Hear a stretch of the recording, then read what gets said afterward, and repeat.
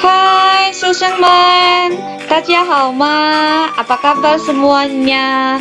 Lasu harap kalian sehat selalu dan tetap bersemangat ya. Hari ini Rabu 13 Mei kita kembali belajar melalui video edukasi yang akan Lause berikan. Ingat ya, pahami materi yang ada dalam video edukasi ini. Lalu yang paling penting yaitu tontonlah video ini sampai habis. Karena dengan menonton video ini sampai habis baru kalian mengerti dan barulah kalian memahaminya. Oke? Yuk kita mulai aja. Kali ini kita akan belajar tentang tema 9, benda-benda di sekitar kita.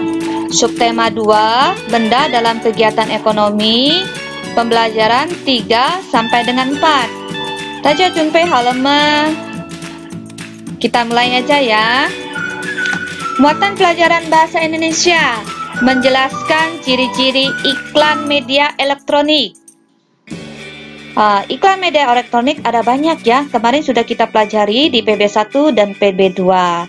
Macam-macam iklan media elektronik. Yang pertama itu apa ya? 1. Iklan radio. Iklan radio bisa didengar atau dilihat? Ya, iklan radio hanya bisa didengar. Yang kedua, iklan papan reklame. Iklan papan reklame di mana bisa kita jumpai ya?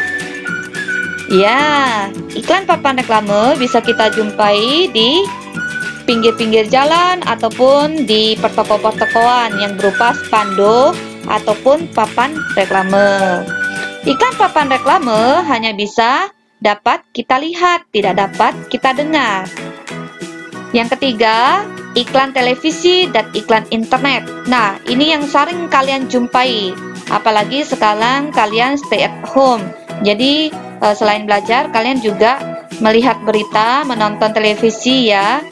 Nah, iklan televisi ini sangat mudah kita temui. Dan iklan televisi ini dapat dilihat dan dapat didengar. Sangat mengasihkan ya, iklan televisi dan internet. Bahasa memiliki peran penting dalam iklan media. Kenapa? Karena durasi dalam iklan media elektronik itu cukup singkat. Dalam televisi bahkan ada yang iklannya tidak sampai 1 menit, hanya setengah menit aja. Sedangkan iklan reklame, kalian duduk motor, lewatnya hanya sekilas. Jadi kalau bahasanya panjang, tidak singkat, tidak tepat, itu nggak bisa kita pahami dan kita tidak tahu apa isi iklan itu. Lalu bahasa yang kita gunakan dalam sebuah iklan terbagi menjadi 2, yaitu 1. Bahasa formal. Bahasa formal ini sesuai dengan kaidah bahasa Indonesia, SPOK-nya jelas. Nah, yang nomor 1 ini bisa kalian baca. Ayo kita nikmati es susu bersama teman-teman. Es susunya Raja Es Krim. Nah, ini sesuai dengan kaidah bahasa Indonesia. SPOK-nya ada, subjek, predikat, keterangannya ada dan berurutan. Yang kedua yaitu bahasa non-formal. Dalam iklan kita juga bisa menggunakan bahasa non-formal. Bahasa non-formal ini tidak perlu mengikuti subjek, predikat, keterangan ataupun objeknya. Ya, ayo kita baca. Enaknya es susu. Ayo nikmati es susu yang enak dan sehat ini, segar. Nah, sekarang waktunya kita berlatih. Perhatikan iklan di bawah ini dan jawablah pertanyaannya. Nomor 1. Berdasarkan gambar di samping, manakah yang termasuk iklan yang menggunakan bahasa formal dan non-formal? Yuk, kita perhatikan gambar nomor A. Baca. Ayo kita harus menggunakan air dengan bijaksana. Tutuplah keran sampai rapat jika telah selesai digunakan. Iklan B. Gak cuma pulsa yang harus dihemat. Tutuplah keran air dengan rapat agar dapat menghemat jutaan liter air. Pertanyaan nomor pertama, yang tadi. Gambar mana yang merupakan iklan menggunakan bahasa formal?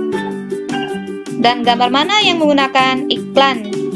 Yang menggunakan iklan dengan bahasa non-formal? Ya, gambar A itu adalah iklan menggunakan bahasa formal. Gambar B itu adalah iklan dengan menggunakan bahasa non-formal. Nomor 2, tuliskan isi dari iklan di atas.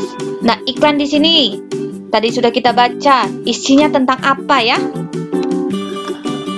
Ya, iklan tersebut berisi ajakan untuk menutup keran sampai rapat jika telah selesai digunakan. Pertanyaan nomor 3, apakah akibat jika kamu mengabaikan pesan dari iklan tersebut? Akibatnya apa ya? Jutaan liter air akan terbuang. Makanya kita untuk mencintai alam, kita harus juga menghemat air dengan cara menutup keran air jika tidak dipakai lagi, ataupun jika baknya sudah penuh. Menjelaskan ciri-ciri bahasa iklan media elektronik. Iklan harus dipahami dengan baik agar tidak salah dalam menerima informasi. Lalu bagaimana cara memahami iklan dengan baik? Ada yang tahu? Ya, yang pertama yaitu dengan mengingat kata kuncinya. Yang kedua, dengarkan penekanan hal menarik saat iklan tersebut disampaikan. Yuk, kita dengarkan iklan radio di bawah ini. Setelah kalian dengarkan dengan sesama, maka kita akan menjawab isi iklan yang disampaikan dalam radio ini. Kenapa sih? Kamu udah gak sohot dulu lagi? Ini nih yang bikin kamu makin hot. Mie Sedap Cup Selection Korean Spicy Chicken baru. Pertama di Indonesia, atur sendiri pedasnya. Tuang 1, pedas nikmat. Stopnya. Tuang 2, pedas gila. Kalau kata Siwon sih, pedasnya juara. Baru, sedapnya pedas Korea ala kamu dalam cup. Stopnya juara. Dari Mix Food. Apa isi iklan radio di samping? Ada yang tahu? Ya, iklan radio di samping memberitahukan kita bahwa telah tersedia di toko-toko Mie Sedap Cup. Kita bisa dapat mengatur sendiri pedasnya sesuai selera. Yuk, sekarang kita berlatih. Simaklah iklan di bawah ini dan jawablah pertanyaannya. Kita baca dulu ya. Penyiar 1. Wah, sebentar lagi liburan akan usai. Saatnya kita bersiap kembali ke sekolah, kawan. Memangnya kamu sudah mempersiapkan apa saja? Tentu aku sudah mempersiapkan diri dengan membeli buku-buku berkualitas dan juga perlengkapan alat tulisnya. Kalau boleh tahu, kamu sudah membeli buku apa saja? Aku sudah membeli buku untuk persiapan USBN SD 2018. Aku sudah membeli buku SPM Plus USBN 2018. Wah, kamu kok sudah membeli bukunya? Kan USBN masih lama. Memangnya apa kelebihan isi buku itu?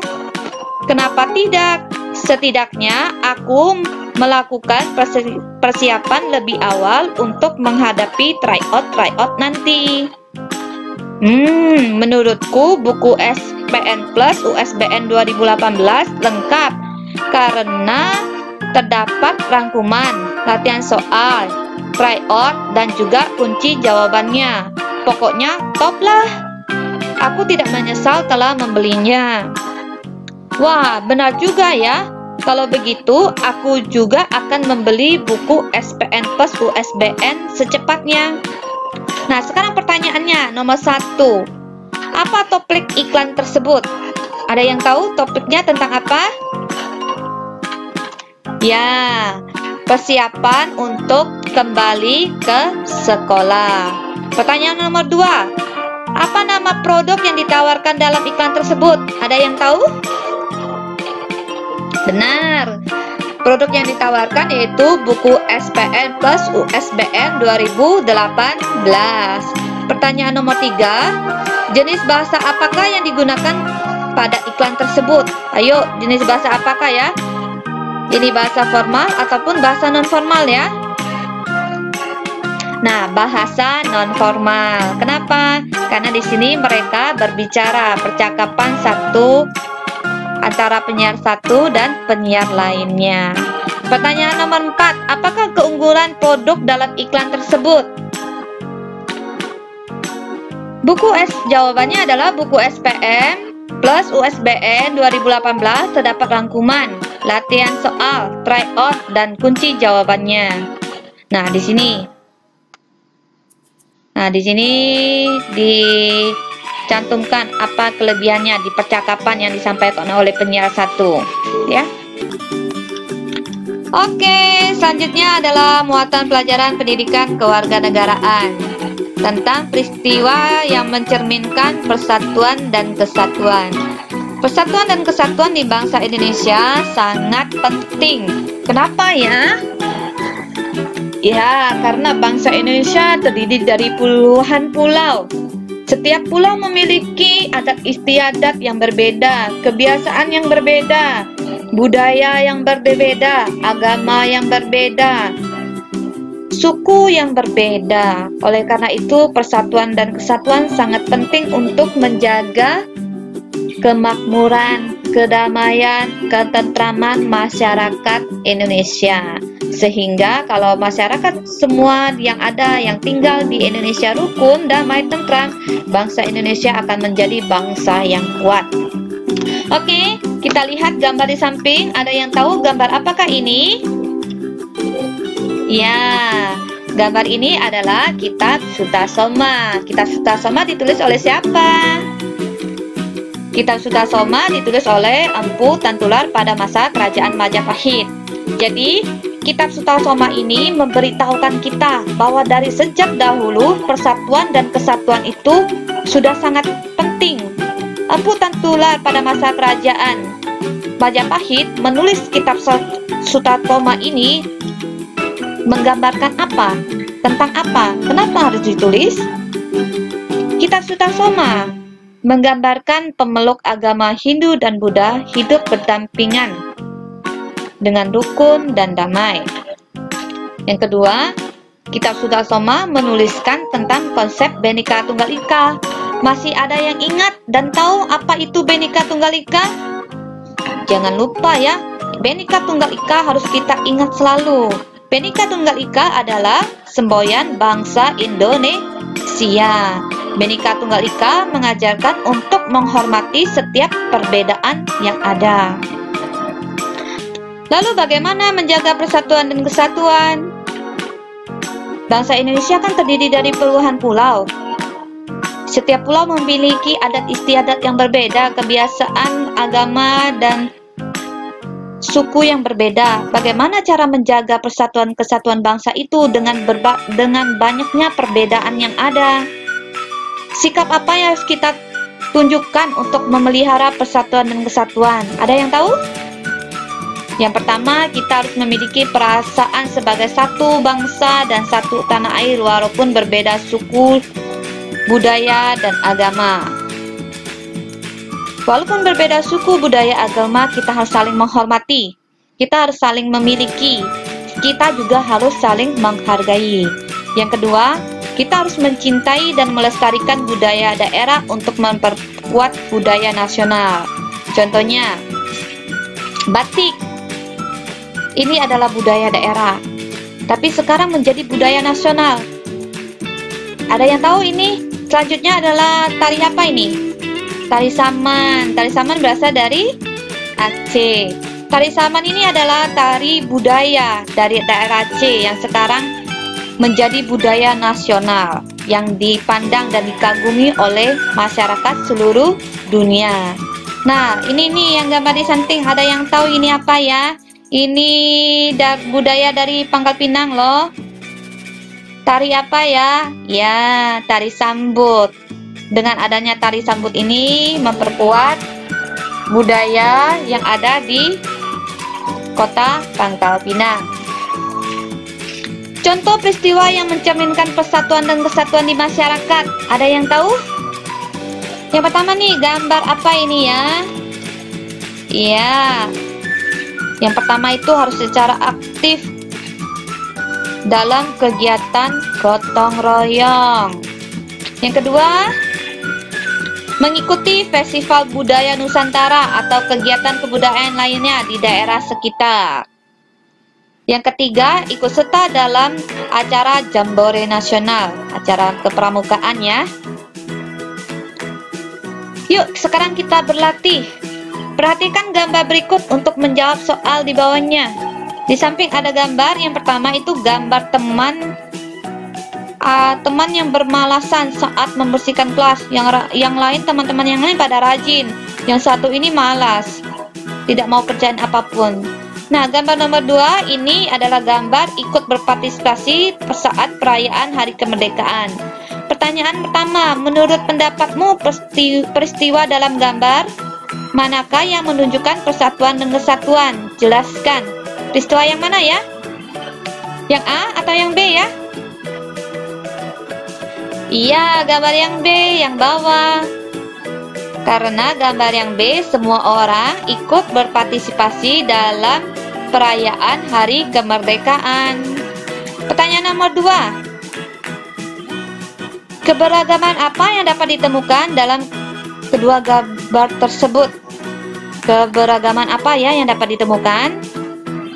Keberagaman Bhinneka Tunggal Ika. Bhinneka Tunggal Ika yaitu berbeda-beda tetapi tetap satu jua. Pertanyaan nomor 3, sikap apa yang tercermin dalam gambar yang menunjukkan persatuan dan kesatuan? Satu mana gambar yang menunjukkan persatuan dan kesatuan ya?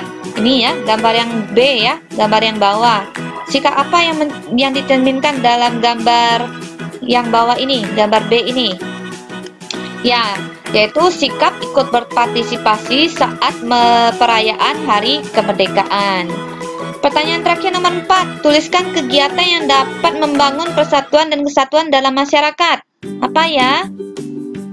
Ya, contohnya kegiatan Siskamling, gotong royong membersihkan saluran air, ikut musyawarah di desa. Ini adalah kegiatan yang dapat membangun persatuan dan kesatuan dalam masyarakat.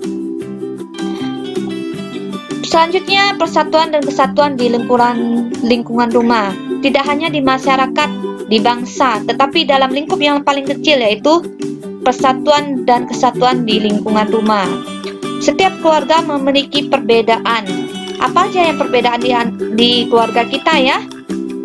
Ya, perbedaan usia, perbedaan pendapat, perbedaan hobi, perbedaan sifat, perbedaan kebiasaan, perbedaan makanan kesukaan, dan lain-lain. Lalu bagaimana kita menghadapi perbedaan tersebut? Sikap apa yang kita kembangkan untuk menjaga persatuan dan kesatuan di rumah? Yang pertama, harus saling menghormati dan menyayangi antar keluarga, anggota keluarga. Yang kedua, tidak egois atau mementingkan sendiri. Jika kita saling mementingkan diri sendiri, keluarga tidak akan terjadi persatuan kesatuan. Adanya apa? Pertikaian, pertengkaran. Oleh karena itu, kita harus saling menghormati, menghargai, dan tidak egois dalam menghadapi perbedaan dalam keluarga kita, sehingga terciptalah persatuan dan kesatuan. Yang ketiga, tolong menolong dan bekerja sama. Ini harus kita lakukan ya, pasti dan harus kita lakukan. Yuk, sekarang kita berlatih. Kerjakan soal berikut, perhatikan gambarnya ya, dan jawablah pertanyaannya. A. Perbedaan apa saja yang dapat kamu temukan? Nah, di sini ada gambar ya. Perbedaan apa saja yang kita dapat temukan? Ya, perbedaan usia, papa mama lebih tua, anak-anaknya lebih muda. Lalu perbedaan hobi. Di sini banyak loh hobinya ya, berbeda-beda ya. Pada pertanyaan nomor 2, B. Siapa saja yang memiliki perbedaan usia? Tentu saja ya, ayah, ibu, dedi, dan adiknya. Usianya terpaut ya, berbeda-beda. Apakah mereka memiliki hobi yang sama? Jelaskan jawabanmu. Tidak, mereka tidak memiliki hobi yang sama.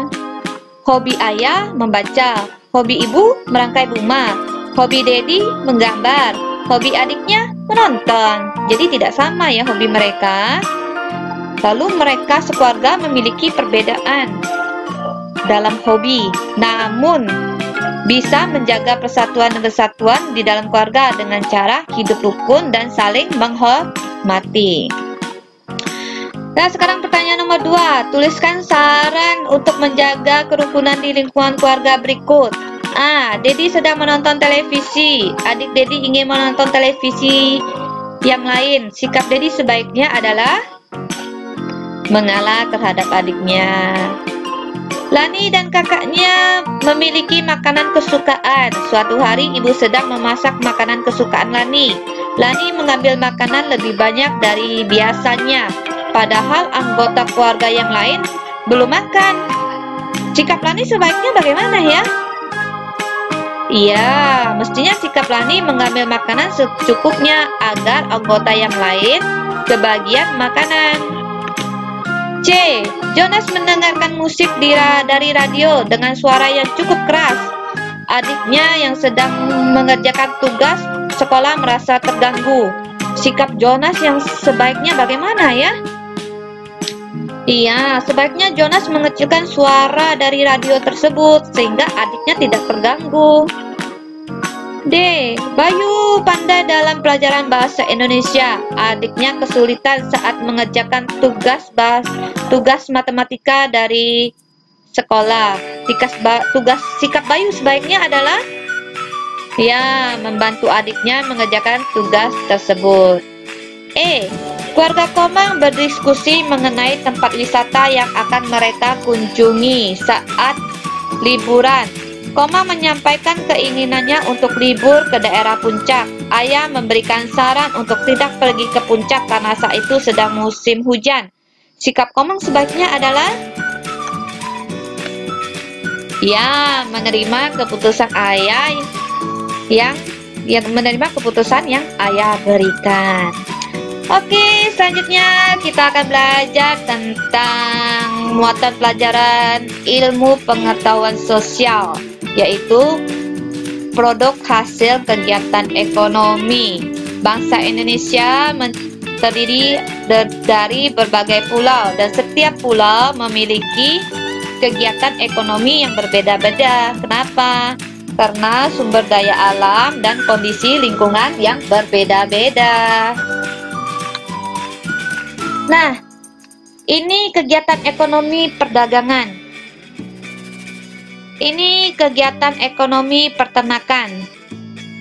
Ini kegiatan ekonomi perindustrian. Jadi, kegiatan ekonomi adalah kegiatan yang dilakukan manusia untuk memperoleh barang dan jasa. Kegiatan ekonomi pertanian, perikanan, pertambangan, perkebunan. Apa tujuan kegiatan ekonomi tersebut dilakukan?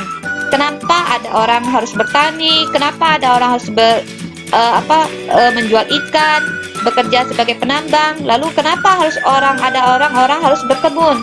Kenapa ya? Tujuan mereka apa ya? Ya, tujuannya agar masyarakat dapat memenuhi kebutuhan dan mencapai kemakmuran hidupnya. Kegiatan ekonomi dipengaruhi oleh kenampakan alam dan sumber daya alam di sekitarnya, sehingga produk yang hasil ekonomi yang dihasilkan setiap daerah berbeda. Seperti yang saya sampaikan tadi bahwa negara Indonesia terdiri dari puluhan pulau dengan kondisi alam yang berbeda-beda dan sumber dayanya berbeda-beda. Dan oleh karena itu produk yang dihasilkan juga berbeda-beda. Produk ekonomi yang dihasilkan berbeda-beda. Contoh, perkebunan yang dilakukan oleh masyarakat daratan tinggi. Produk yang dihasilkan yaitu apa? Yaitu teh kotak. Lalu peternakan yang dilakukan oleh masyarakat Kota Garut. Produk yang dihasilkan yaitu sepatu, tas dari kulit sapi.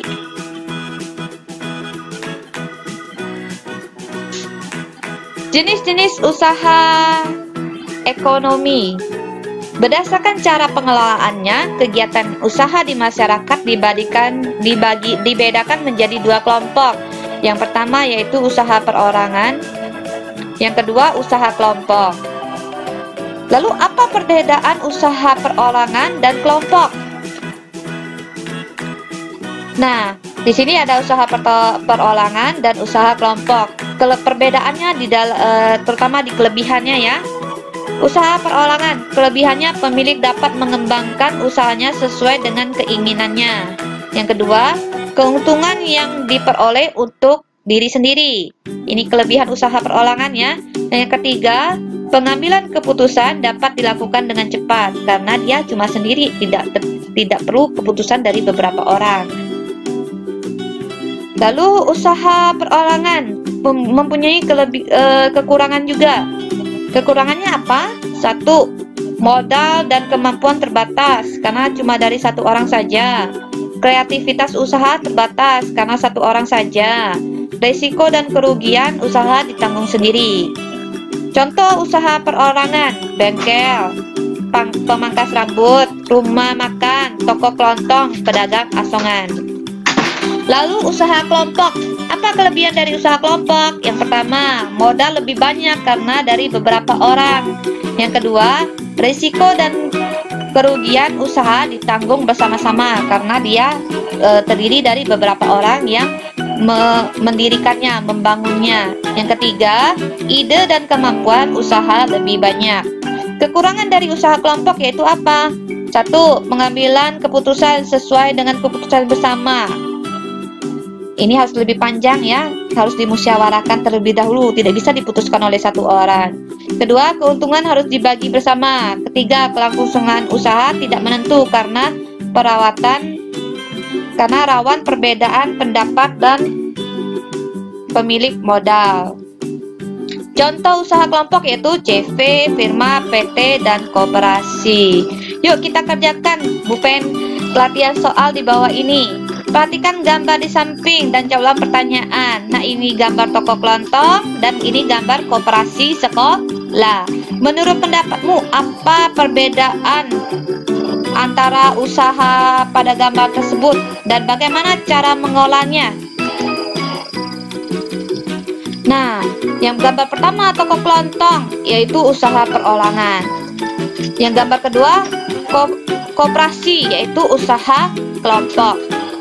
Toko kelontong perorangan berarti dikelola oleh satu orang. Koperasi adalah usaha kelompok berarti dikelola oleh beberapa orang. Nomor 2A, tujuan kegiatan usaha berdasarkan jenis usahanya. B. Bandingkanlah sumber modal dalam usaha tersebut. C. Cara pengambilan keputusan dalam usaha tersebut.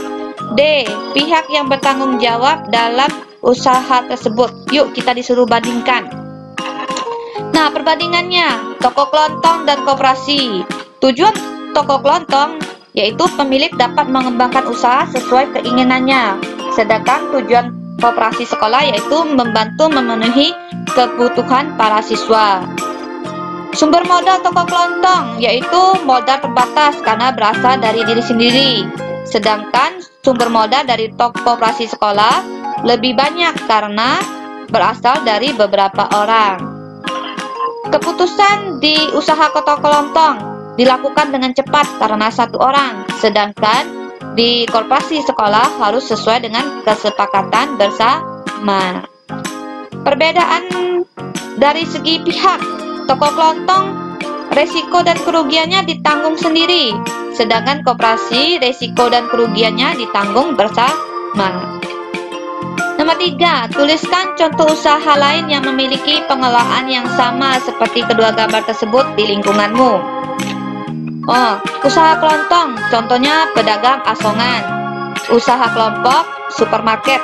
Maafnya ini langsung salah tulis ya, pedagang maunya ya, pedagang asongan. Nomor 4, tuliskan keuntungan dan kelebihan mengelola kegiatan usaha dalam gambar tersebut. Nah, ini adalah kelebihan dalam mengelola usahanya. Kelebihan toko kelontong yaitu pemilik dapat mengembangkan usahanya sesuai dengan keinginannya. Pemilik dapat keuntungan yang diperoleh sendiri untuk dirinya sendiri. Lalu, kelebihan dari toko kelontong sebagai usaha perseorangan, keputusan yang dilakukan, yang diambil dapat dengan cepat karena dia sendiri. Lalu kelebihan koperasi yaitu apa? 1. Modal lebih banyak karena dari beberapa orang. 2. Risiko kerugian usaha ditanggung bersama.